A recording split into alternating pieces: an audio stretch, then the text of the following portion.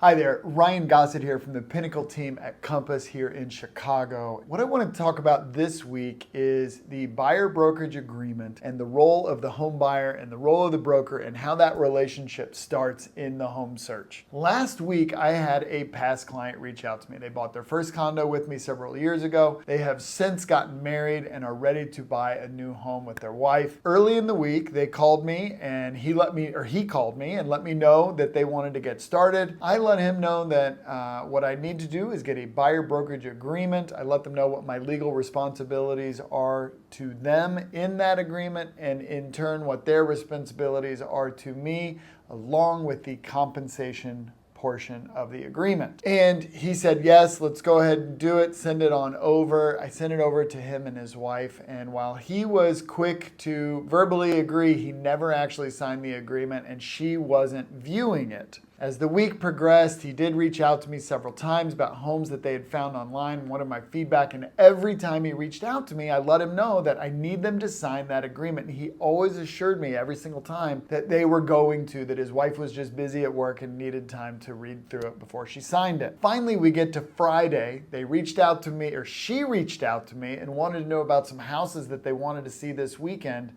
And I immediately went to the agreement, at which point she got defensive. She did not want to sign that agreement for some reason. It really put me in a situation where I had to make a decision, do I want to work with this couple or not? And I let them know that while I did want to work with them, I did not want to move forward and help them anymore until they signed the employment agreement. They let me know again that they were going to, but they didn't all weekend long. I didn't go show them any properties, but I did follow up with them on Monday to see where we stood. And sure enough, over the weekend, they saw a home and they are under contract on that home. What is the lesson learned for me? They didn't do anything wrong. They navigated the situation the way they wanted to. And the only part of this entire situation that I regret is that I offered them support and advice without a signed representation agreement. If, as a potential home buyer, you ever reach out to a seasoned agent and they seem leery to talk to you about anything at all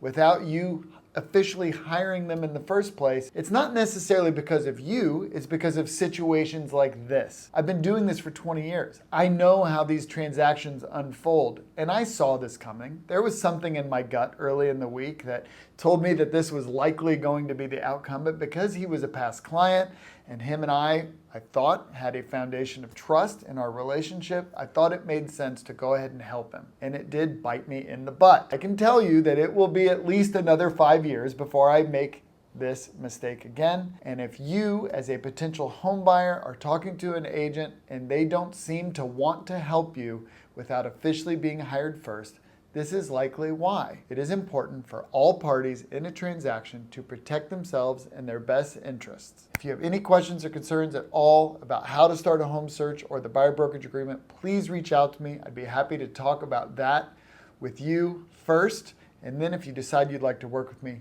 you can sign the agreement. We'll get started on your search. I wish you the very best. I look forward to hearing from you. Again, my name is Ryan Gossett, and I'm with the Pinnacle Team at Compass here in Chicago.